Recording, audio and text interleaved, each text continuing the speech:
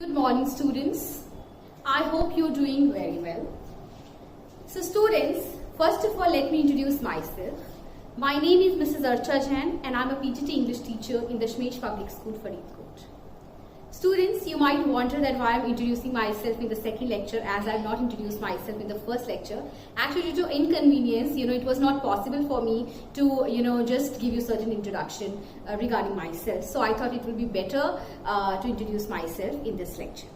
As we are not having any physical classroom interaction, we are just going to interact from the virtual side. So students, welcome to my class. And today we are going to start with a new text that is from your course book Flamingo, and that is the chapter number 2, and the name of the chapter is Lost Spring.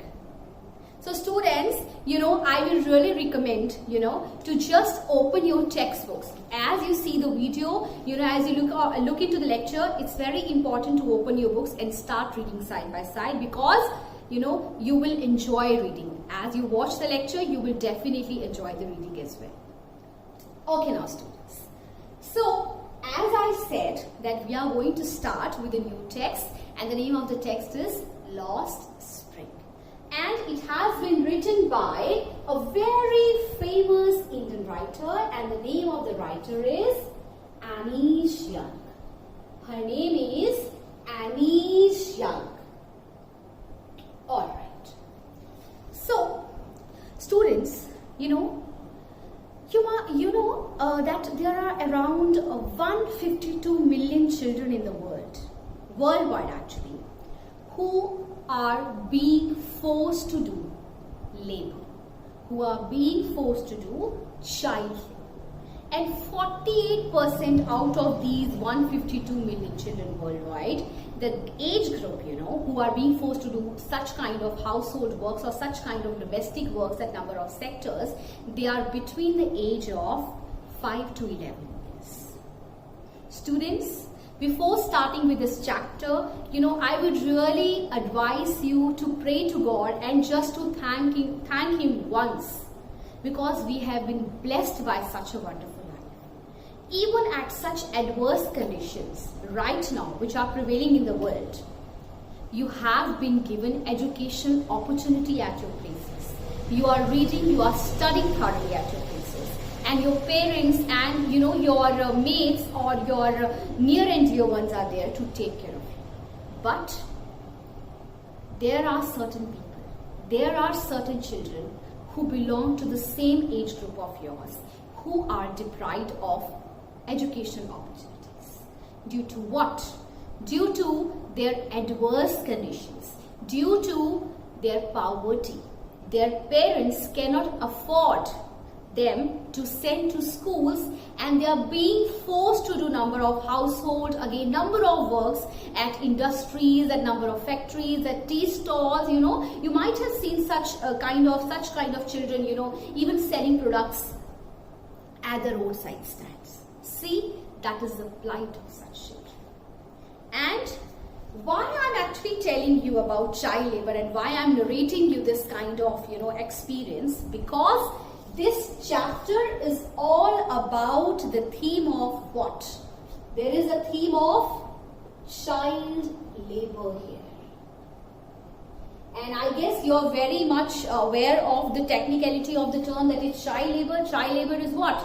When a child is, forced to do the work, who is just below 14 years of age, and that is what? That is an offense, that is a crime. And we all are criminals, because we, somehow directly or indirectly related to the plight of such children. So, the first theme of the chapter is child labor, and the second theme, that is actually a sub-theme of the chapter, that is what? That is the paradoxical society. That is a paradoxical society. Now you might wonder that what is a paradoxical society? See students, our society has been divided into number of classes and categories. There is upper class, there are filthy rich people, super rich people are there, middle class is there, workers are there, servants are there. So number of segregation, or this the society has been divided into number of classes. which makes the society a highly paradoxical, and this makes a society highly stereotypical. This makes a society highly brutal and harsh, and that is the plight of such children, and that's why they are forced to do child labor. So, as the title is Lost Spring. So students, it is very important for us to understand Lost Spring. Not the chapter I am talking about. It's very important to understand the crux behind Lost Spring. Why this title has been chosen by an author. See, here in this title, spring has been used as what? It has been used as a metaphor. To relate what? To relate childhood. See students, spring represents energy. It represents freshness. It represents life. You might wonder, actually, during the spring season, perhaps it is, the best season of the year. And in this season, there are beautiful flowers, lovely, green leaves are there. And in fact, if we talk about human body, there is a lot of new blood circulation. So that is spring. So spring is what? Spring represents freshness. It represents life. That is full of energy. It represents vigorous, lot of energy, liveliness, I would say. And this spring here, it has been beautifully, by the good writing styles and writing skills of Ani Jiang, she has beautifully used it as a metaphor to describe what? Childhood.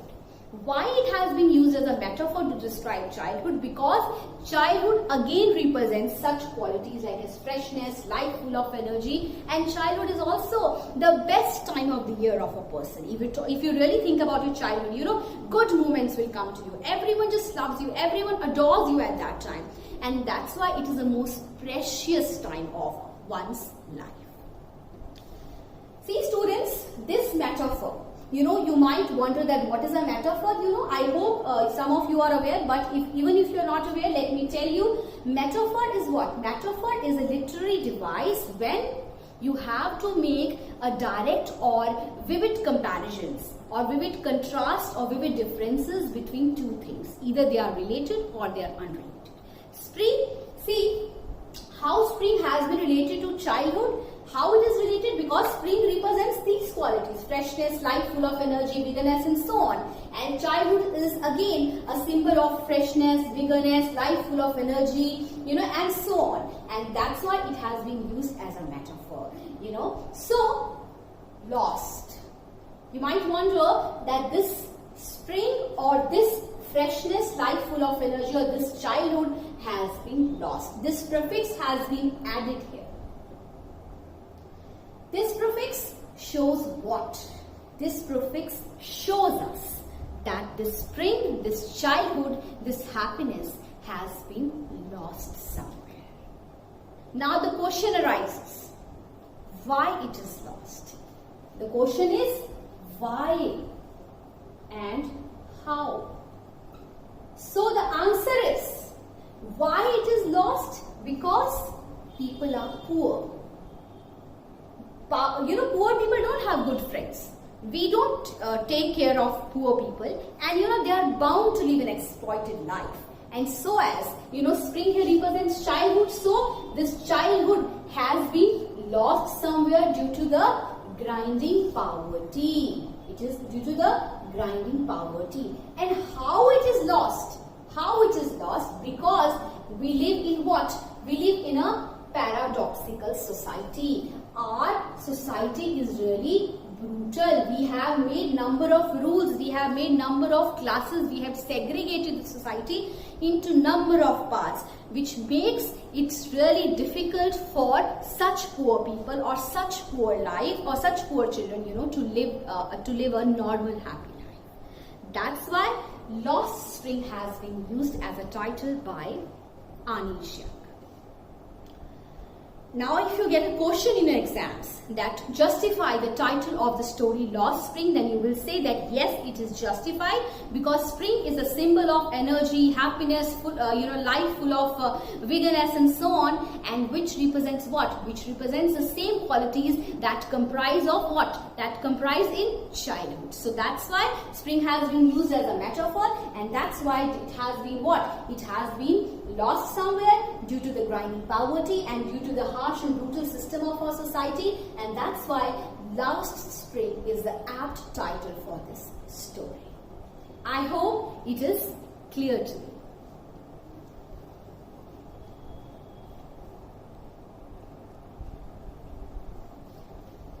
Okay, now students, as I was telling you about the title of the chapter, that is Lost Spring, now we'll discuss about the author here. The writer of this chapter is what? Is Anish Young. So, see students, before reading the text, it's very important to understand about the writing style of the author.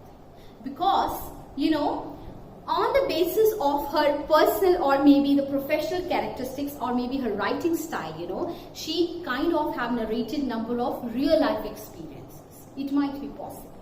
So it's very important to know about the author, because without knowing the author, we just cannot understand the appropriate tone and style of one's writing style. So whenever you have to read any literature, any literary piece of work, it's very important to understand, to know something about the author. So luckily, we have an Indian author this time, we have an Indian writer this time. And why I'm saying that we are very lucky to have an Indian writer this time? Because we can very much relate to her writing style. She must have chosen this kind of theme or this kind of subject because she might have experienced or she might have encountered certain kind of situations, in her day-to-day life. So Anish Young is what? She is an Indian writer. And she was born in Rourkela, and later on she got education, or she spent her adolescent years in Hyderabad. She even went to United States of America. She was a very lucky person because her parents were both writers, and she might have got this kind of writing style or writing inspiration from both of her parents. And she is an author, she's a very famous columnist of the major newspapers in India as well as in abroad, And, she has written number of books. For example, Unveiling India, she has written. There's one more, that is Name of the Moon, she has written. She has even written, Seven Sisters. She has even written Breaking the Silence. So see, number of, she has been the author of number of books. But as far as our chapter is concerned, Lost Spring, it is again a very famous excerpt that has been taken from her very, very famous book. And the name of the book is what? The name of the book is Stories of Stolen Childhood. The name of the book is Stories of Stolen Childhood. Again, you can very much relate to the theme of the Lost Spring and the Stories of Stolen Childhood. This is the name of the book, and this is an excerpt that has been taken by her famous book. Stolen Childhood, again, the childhood has been vanished, it has been taken away. And if you talk about the title here, again, the childhood, the energy, vigorous, happiness has been snatched away by what? By the grinding poverty, and these poor children have to, they are being forced to do number of household or other domestic activities or other domestic chores, in every sector, in many sectors, maybe in public, private sectors, and even at our places and so on. Okay, now students, let's start reading the text. And I'll again suggest you to please pay a lot of concentration as I'm reading it, and you just start reading, by your heart as you just look into the lecture. Okay, about the author. Anish Young, 1964, was born in Rourkela. She was born in what? In Rourkela, and spent her childhood and adolescence in Hyderabad. She was born, her birth town is actually Rourkela, but she spent rest of her life and adolescence, her teenage life in Hyderabad. She received her education in Hyderabad and in the United States of America. First of all, it might be possible that she might have done her schooling in Hyderabad, and later on she went to abroad for higher studies in United States of America. Her parents were both writers. As I told you when I was describing you about the author, her parents were both writers. Anish Young began her career as a writer in India. She has been an editor and columnist for major newspapers in India and abroad. I've already told you that she has served number of major newspapers in both India and abroad. And one remarkable fact to note about Anish Young, that she's an Indian writer, and though she was studied in United States of America as well, but she started writing when she was in India. And has authored several books. The following is an excerpt from her book titled Lost Spring, Stories of Stolen Childhood. Here she analyzes, so as I was telling you, that Lost Spring is a very famous excerpt that has been taken from a very famous book written by Anish Young. The name of the book is Stories of Stolen Childhood. And here she what? Here she analyzes the grinding poverty. Here she analyzes the poverty-stricken people and traditions which condemn these children to a life full of exploitation. And the traditions and the customs, the stereotypical, the paradoxical society, as I was telling you, that the paradoxical society that forces these children to live a life that is full of exploitation. That's why they are being exploited, and that's why there are a lot of burden onto their shoulders, even at a very small age, and that's why this energy or the spring or the childhood, it is being snatched away directly or indirectly by the people.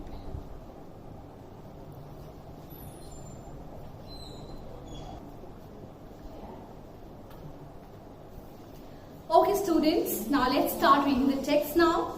Okay, now this first character or the first story of the chapter starts from here. Sometimes I find a rupee in the garbage. The line is, the very opening line is, see, sometimes I find a rupee in the garbage. So, the notable question here is to find out who is I here? Who is saying, who is narrating this line to us? That sometimes I find a rupee in the garbage. So students, let me introduce you to the very first main protagonist of this text. He is Sahib-e Alam. So the first protagonist means the main hero, the main character. So who is the first protagonist? Protagonist is Sahib-e Alam. His name is Sahib-e Alam, and he's saying that sometimes I find a rupee in the garbage. So what it is actually explaining? It is telling that maybe Sahib is wondering for something more. So see what happens, Pay attention please. Why do you do this? I ask Sahib, whom I encounter every morning, scrounging for gold in the garbage dumps of my neighborhood. Students, I'll again repeat these lines. Please concentrate. Why do you do this? I ask Sahib. So Sahib is what? Sahib is the first main character of this particular story, Sahib-e Alam. And who is asking Sahib-e Alam? I. Who is I in these lines? I is the narrator. She is the writer. She is the author of this particular story, and she is saying that every morning I used to find that Sahib used to find out something in the garbage dumps, in her neighborhood. And that's why, one day she just asked him that, why Sahib, why you do this every morning? Why you come and look into the garbage dumps and you always look for the gold in the garbage dumps? Please pay attention. I'll again read the lines. Why do you do this? I ask Sahib, whom I encounter every morning scrounging for gold in the garbage dumps of